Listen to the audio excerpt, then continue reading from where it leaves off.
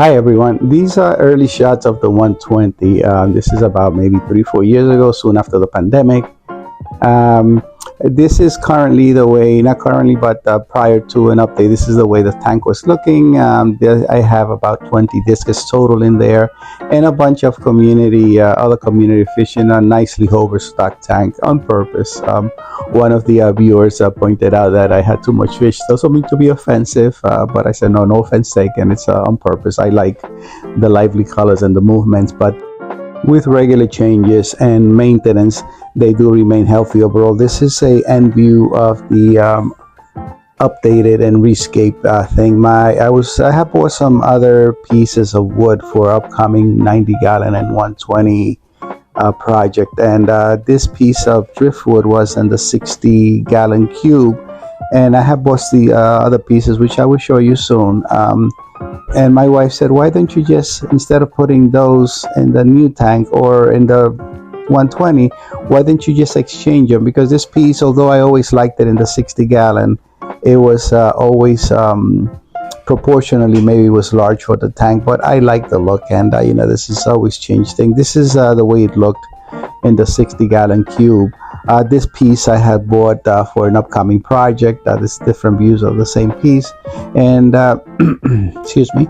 And this other piece, I just wanted to create like a centerpiece for the tanks upcoming in this one, but my wife said just change it, so I placed it here in the 120. Some of the way the plants were looking before the Anubias, I had done previous videos where I was discussing just upgrading and adding some other plants because for some reason they were not doing so well, and I also noticed that they started sort of changing a little bit once I stopped using CO2. These stones I saw at Aquatic Concepts. George, I messaged him on one of his videos, and he told me that they were these Taiji stones. They're Japanese stones. They come like that as a set. I had looked around for them. I had seen them on other videos before, but I had not found them locally. So he told me that I can get them on Amazon. So I did, because I had these plant changes, so I used them here. I was planning to use that on the upcoming project, but why not? What I figured that is probably my biggest showpiece, which is the 120 with the discus.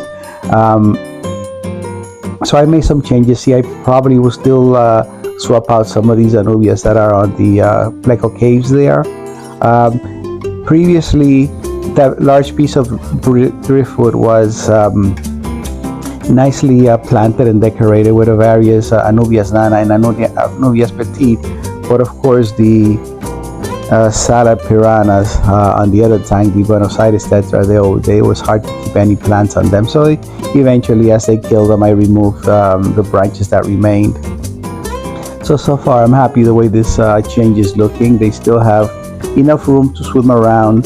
The plan will be to eventually move most of the larger discus, which are probably 6 to 7 inches right now. So there's some smaller ones, maybe 4 or 5 inches, but the larger ones coming up on front there, they're already kind of adult sizes, and some of them have bred already and laid eggs. So I like the way it's looking so far. I've added a bunch of Anubias there to the driftwood, and I think it's so far it's looking okay. I will watch it for a little bit, see if I want to make any minor tweaking on them. These gouramis that you see back there, and also the Harlequin rasbora right there in the middle, they actually survived. This whole tank was pretty much wiped out of 20 discus a while back. I think I hesitated a little bit and just got a little bit impatient and added some fish and did not quarantine long enough, and I think I got a good batch of disease that affected this tank and some of the other tanks, and I lost a lot. I lost all 20 discus and a lot of fish. Again, this is the 60-gallon tank, and this is with that other new driftwood. It looks a little bit empty, a little bit plainer, but it's still a continuing trial and error with plants that I can use with the Buenos Aires tetra. There's a nice school of Odessa barbs in the middle there. It looks like they always have breeding activity. And I also moved the crypt, which has not been bothered at all by the Buenos Aires. I just moved it to the back. I guess it was covering a little bit of the driftwood if I left it on the front where it was. So it just gives us a more room at the bottom, so it's still, I'll be updating it.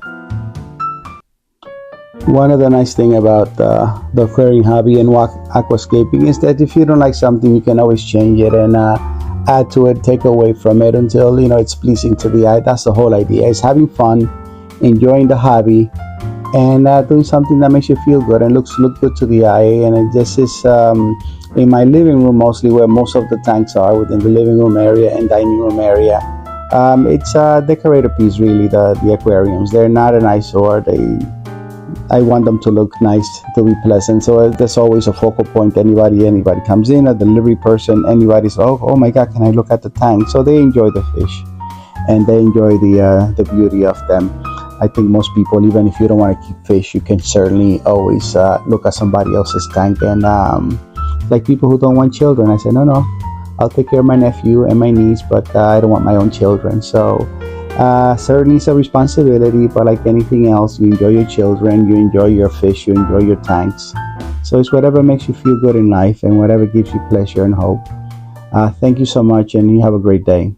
If you have not done so, please subscribe, share, like, and press the notification bell. Thank you for your support and visiting our channel.